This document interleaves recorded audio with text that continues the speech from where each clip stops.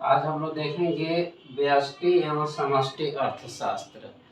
Board अक्सर ये पूछता है लड़कों से कि माइक्रो इकोनॉमिक्स क्या है या माइक्रो इकोनॉमिक्स क्या है, या आपको हिंदी में पूछ देगा व्यष्टि अर्थशास्त्र क्या है, समष्टि अर्थशास्त्र क्या है, या दोनों में अंतर पूछ देता है। तो सिंपल है कि हम लोग समझेंगे पहले व्यष्टि को यानी माइक्रो को। एकदम सिंपल वे में इस चीज़ को हम लोग समझेंगे। इसको दो तरीका से हम समझेंगे। पहला माइक्रो यानी कि व्यष्टि अर्थशास्त्र समझते हैं हम। ग्रीक शब्द है माइक्रोज, इसका अर्थ होता है छोटा। इसी प्रकार मैक्रो का ग्रीक शब्द है मैक्रोज, जिसका अर्थ होता है बड़ा।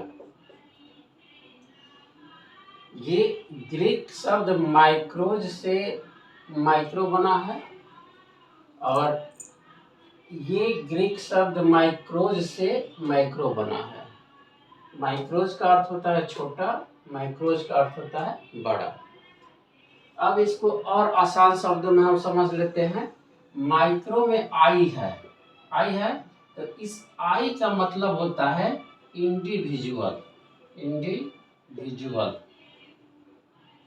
जिसका हिंदी होता है व्यक्तिगत।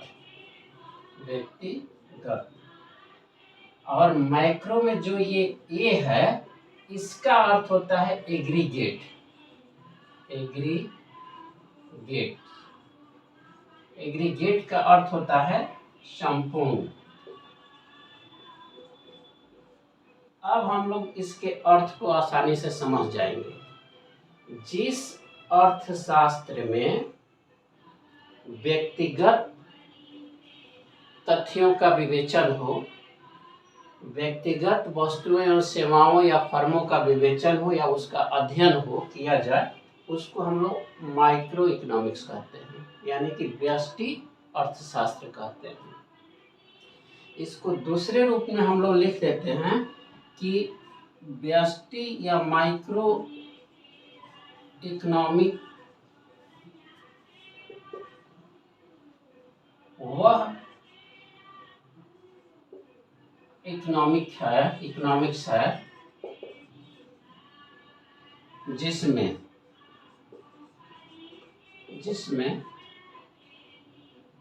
व्यक्तिगत, परिवार, व्यक्तिगत फर्म, व्यक्तिगत उद्योग आदि का अध्ययन किया जाए।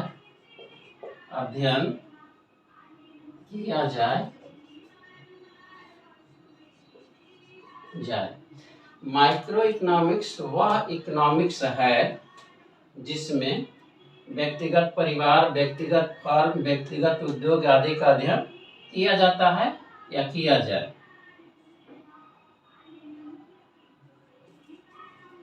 एकदम सिंपल परिभाषा हुआ। व्यष्टिगत अर्थशास्त्र के अंतर्गत हम उस चीज का अध्ययन करते हैं जो इंडिविजुअल हो। जैसे कोई व्यक्ति फर्म स्थापित किया है या कोई व्यक्ति उद्योग स्थापित किया है या किसी व्यक्ति के परिवार के विषय में अध्ययन करना है, तो यह अध्ययन व्यष्टि अर्थशास्त्र के अंतर्गत आएगा। इससे भी सिंपल परिभाषा में हम लोग बोलते हैं कि व्यष्टि अर्थशास्त्र वह अर्थशास्त्र है जिसमें छोटे समूहों का या छोटे इकाई का अध्ययन किया जाता है। तो हम लोग सिंपल समझ गए कि माइक्रो इकोनॉमिक्स क्या है। माइक्रो इकोनॉमिक्स माइक्रो से बना है, जो ग्रीक शब्द है जिसका अर्थ होता है छोटा, और इसी माइक्रो शब्द में आई है जिसका हम लोग निकालते हैं आई से इंडिविजुअल का अर्थ होता है व्यक्तिगत, यानी कि व्यक्तिगत रूप से अध्ययन वाले परिवार, फर्म या उद्योग को हम लोग किस श्रेणी में रखेंगे? माइक्रो इकोनॉमिक्स में रखेंगे। अब इसी प्रकार हम लोग देखेंगे मैक्रो इकोनॉमिक क्या है। अब हम लोग देखेंगे micro economic, micro economic, economics.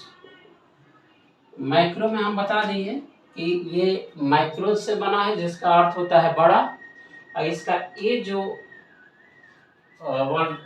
जो इसका अक्षर है, लेटर है, इससे एग्रीगेट बनता है। एग्रीगेट का अर्थ होता है संपूर्ण, यानी कि वह अर्थशास्त्र जिसमें समूहों अथवा संपूर्ण अर्थव्यवस्था का अध्ययन हो, वह माइक्रो इकोनॉमिक्स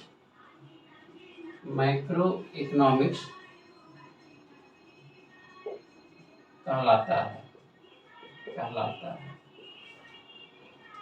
माइक्रो में क्या होता है कि छोटा या व्यक्तिगत, परिवार, उद्योग, फर्म का अध्ययन किया जाता है।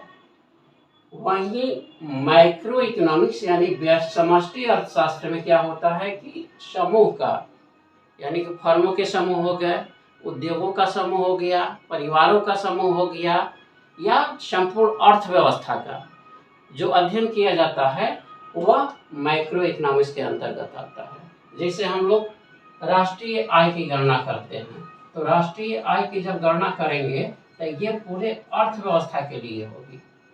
राष्ट्रीय कुल बचत की बात करेंगे तो ये पूरे अर्थव्यवस्था के लिए होगा। कुल निवेश की बात करेंगे तो ये पूरे अर्थव्यवस्था के लिए होगा। ऐसे ही जो पूरे अर्थव्यवस्था के अध्ययन से संबंधित तथ्य हो, वो तथ्य आते हैं माइक्रो इकोनॉमिक्स के अंतर्गत। जैसे राष्ट्रीय आय हुआ, राष्ट्रीय उत्पादन हुआ, राष्ट्रीय बचत हुआ, राष्ट्रीय निवेश हुआ, ब्याज हुआ, ये सब आएंगे आपको माइक्रो इकोनॉमिक्स के अंतर्गत। माइक्रो और माइक्रो इकोनॉमिक्स को हम लोग बहुत सिंपल भाषा में समझ सकते हैं।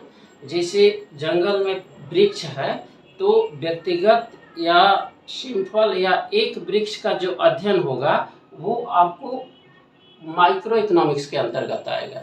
जब हम संपूर्ण जंगल का अध्ययन करेंगे तो वो आ जाएगा हमारा समष्टि अर्थशास्त्र के अंतर्गत। तो इसका सबसे अच्छा एग्जाम्पल दिया जाता है कि जंगल के अंदर किसी वृक्ष का अध्ययन माइक्रो इकोनॉमिक्स होता है। माइक्रो इकोनॉमिक्स होता है, जबकि